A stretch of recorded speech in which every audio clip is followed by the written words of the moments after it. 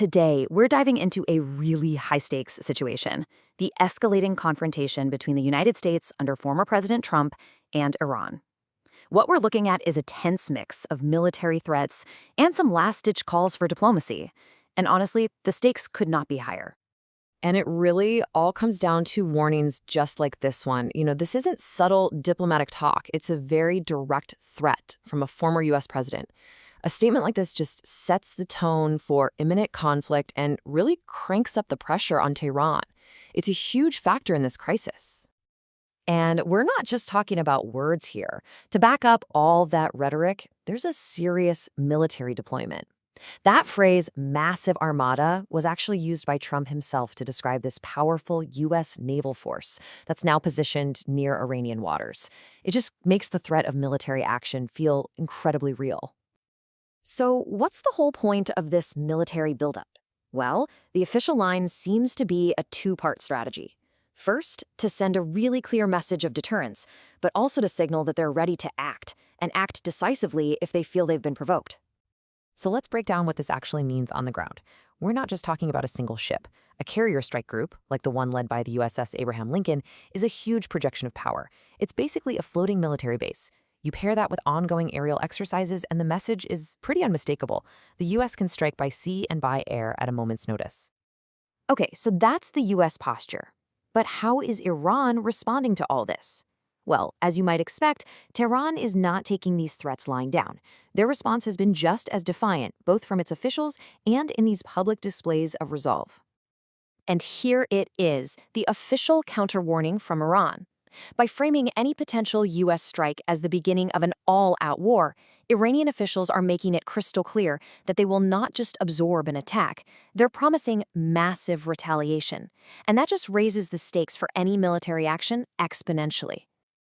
And this feeling isn't just coming from government buildings. This detail about a huge mural in Tehran is a really powerful symbol of the public mood. It's a very visual display of national defiance, and it's meant to communicate to its own citizens and to the world that the country is standing together against any outside threats. Now, even though Iran's stance is defiant, it's not totally closed off to diplomacy. But here's the crucial condition. They absolutely reject the idea of negotiating while there's a military threat hanging over them. They're insisting on mutual respect. And in the meantime, you've got other countries in the region, like Egypt, watching this with a lot of concern and publicly calling for both sides to just step back from the brink. So you're probably wondering, how did we get here, right? This crisis didn't just appear out of nowhere. It's really the result of years of escalating tensions, broken agreements, and even direct military confrontations. Understanding that backstory is key to understanding what's happening right now. This timeline really lays out the key moments that led us here. It all kicked off with the U.S. pulling out of the nuclear deal back in 2018. Then, some analyses started projecting a major flashpoint, like a hypothetical strike on nuclear sites around June 2025, which really heightened tensions. You add to that Iran's recent internal issues, like nationwide protests, and you get this really volatile mix that brings us to today's military standoff.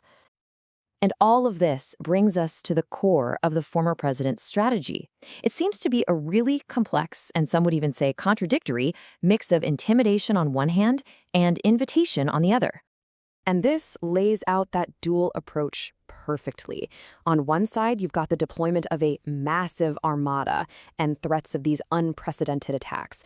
But on the other side, you have these public calls for Iran to come to the table with statements that military action is only a last resort. It's that classic high-pressure tactic of wielding a big stick while offering a carrot.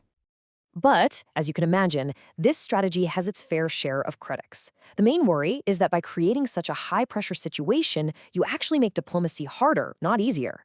When your military forces are on high alert and so close to each other, the risk of a simple miscalculation, a radar glitch, a stray drone, being misinterpreted as an attack, and spiraling into a full-blown war becomes dangerously high.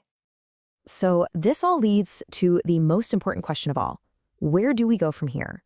With both sides so publicly dug into their positions, the path forward is incredibly fragile, and frankly, it's filled with danger. Experts are painting a pretty grim picture of what could happen. They're warning that any U.S. attack would almost certainly trigger a severe Iranian retaliation, which could ignite a much wider war that pulls in other countries. The whole situation is just described as highly volatile, where any single misstep could have catastrophic consequences for the entire region. And that leaves us with this fundamental question. When one side is demanding talks but under the threat of force, and the other side refuses to negotiate under those exact conditions, how do you find a peaceful way out? Is there still a real path for diplomacy, or has this cycle of threats and ultimatums made a conflict almost unavoidable? That remains the critical and so far unanswered question.